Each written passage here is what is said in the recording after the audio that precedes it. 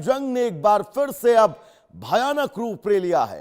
राजधानी कीव समेत यूक्रेन के कई प्रमुख इलाकों पर रूसी सेना ने मिसाइलों और सुसाइड ड्रोनों की झड़ी लगा दी। रिहायशी इमारतें, दुकानें और वाहन सब धुआं धुआं हो चुका है। आपको बता दें कि सिर्फ जमीन ही नहीं बल्कि काला सागर में भी रूसी नौसेना की ताबड़तोड़ एयर स्ट्राइक से लगातार तबाही जारी है और इस तबाही के बीच यह समझा जा सकता है कि अब युद्ध में तनाव चरम पर है।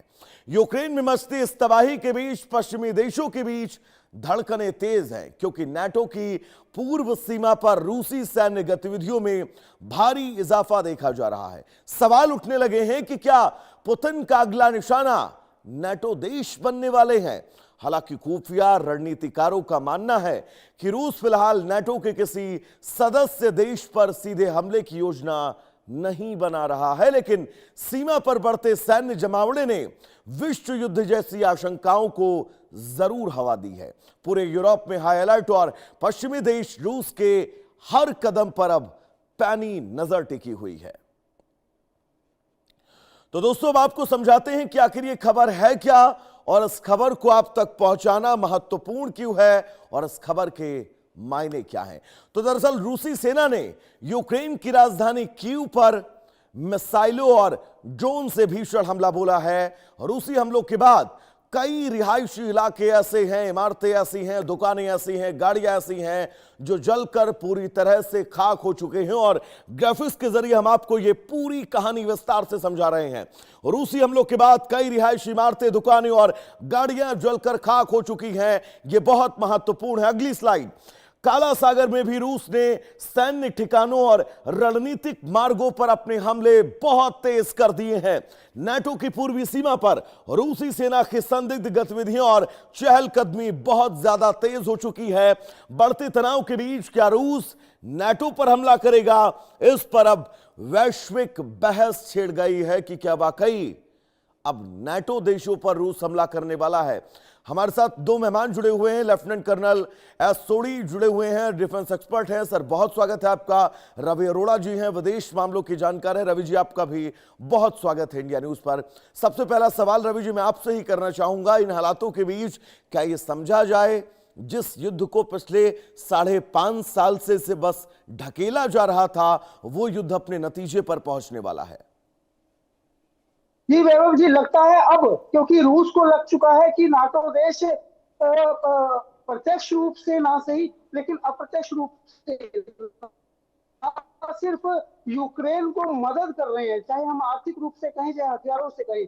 लगातार नाटो देशों के ड्रोन और हथियार जिस प्रकार से जवाब दे रहे हैं, रूस को लगातार हमले कर रहे हैं। ऐसे में अब रूस जिस प्रकार से नाटो के पूर्वी हिस्से पर, पूर्वी नाटो पर जिस प्रकार से अपनी गतिविधियां तेज करती हैं, काला सागर में जिस प्रकार से जहाजों पर हमले तेज करती हैं, जिस प्रकार से ड्रोन के हमले तेज करती हैं, जिस प्रकार से इस्कंदर एम मिसाइलों का इस्तेमाल लगातार पिछले 2-4 दिनों में हम लगातार देख रहे हैं, तेजी से बढ़ा है। मतलब साफ है कि अब न सिर्फ कीव बल्कि, क्योंकि और इसकी आशंका अमेरिकी जो रक्षा विभाग है वो भी बता चुका है कि कहीं ना कहीं अब नाटो देशों पर हमला करने की तैयारी रूस कर सकता है। और अगर ऐसा होता है तो, क्योंकि देखिए रोमानिया और बुल्गारिया की सीमा पर भी रूसी ड्रोन देखे गए हैं और लगातार वहां पर, बल्कि बुल्गारिया ने इसको बताया भी है, इस पर आपत्ति भी जताई थी। और खासकर अगला निशाना एस्टोनिया, लातविया और लिथुआनिया भी हो सकते हैं। मतलब साफ है कि नाटो के कई देश अब निशाने पर रूस के आ सकते हैं, जो पूरी तरह से न सिर्फ यूक्रेन को मदद कर रहे हैं बल्कि अब रूस जान चुका है कि बिना एक बड़ी जंग लड़े आप इस युद्ध से बाहर नहीं निकल सकते। दूसरा, अब जिस प्रकार से आपने पीछे दबाव बनने लगा था, वहां की सेना में आंतरिक दबाव बनने लगा था, वहां की जनता में, वहां की आवाम में एक रोष था इस बात को लेकर, तो अब कहीं ना कहीं रूस को एक बड़ा जवाब देने की नौबत आ चुकी है। बेशक से रूस अभी इस बात को नकार रहा है, क्योंकि आर्टिकल 5 के तहत अगर रूस किसी भी नाटो देश पर हमला करता है तो उसका जवाब सभी नाटो देश मिलकर दे सकते हैं। मतलब यह तीसरे विश्व युद्ध का आगाज हो सकता है। शायद यही कारण है कि अभी बयानों से बचा जा रहा है, लेकिन यह तय है कि जिस प्रकार से नाटो की पूर्वी सीमा पर लगातार आवाजाही बढ़ी है, जिस प्रकार से ड्रोन देखे जा रहे हैं, जिस प्रकार से ड्रोन हमले काला सागर में तेज हुए हैं, और चीन में भी लगातार तेजी से जिस प्रकार से हमले किए जा रहे, रिहायशी इलाकों में भी हमले किए जा रहे, मतलब साफ है कि अब रूस कहीं ना कहीं रिजल्ट चाहता है, रूस को लग चुका है।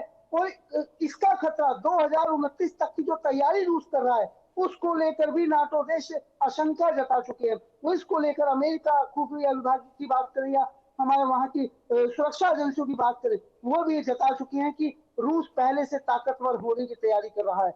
और दूसरा वही यूक्रेन का जो एयर डिफेंस सिस्टम है, वह पूरी तरह से इस समय नाकाम साबित हो रहा है, पहले से कमजोर हो रहा है। वही रूस के अंदर जो उनके S-400 है या दूसरे हथियारों का इस्तेमाल लगातार न सिर्फ तेजी से बढ़ा है, बल्कि हमले भी तेज कर दिए गए। मतलब साफ है कि रूस अब रिजल्ट चाह रहा है। और बिल्कुल ये बहुत महत्वपूर्ण है। रवि साहब, मैं सोढ़ी साहब के पास चलना चाहूंगा। सोढ़ी साहब, कोई भी संप्रभु देश ये नहीं चाहेगा कि उसकी सरजमी पर किसी भी कोने में एक मिसाइल, क्या एक फायरिंग भी हो, एक भी गोला आकर गिरे। लेकिन पिछले 5.5 साल से रूस जैसे देश पर यूक्रेन लगातार मिसाइल और ड्रोन अटैक कर रहा है। लेकिन इन अटैक्स के बीच भी अभी तक तो कोई स्पष्ट कार्रवाई रूस की तरफ से नहीं की गई है। तो क्या ये मानकर चला जाए अब ये युद्ध फाइनल स्टेज पर है? जय हिंद वैभव जी। जय हिंद सर। मेरा सौभाग्य कि मैं आपके न्यूज चैनल पर हूं और विख्यात को पैनलिस्ट के साथ हूं। शुक्रिया सर। देखिए, रूस अब इस जंग को जल्द नहीं खत्म करना चाहता है, क्योंकि अब वो चीन की मदद करना चाहता है। अगले साल के अंत में चीन ताइवान पे हमला करेगा, जिसकी अमेरिका खुफिया एजेंसीज ने बार बार चेतावनी दी है। और रूस चाहता है कि ये जंग 1-1.5 साल लंबी चले, क्योंकि जब चीन ताइवान पे हमला करे तो अमेरिकी और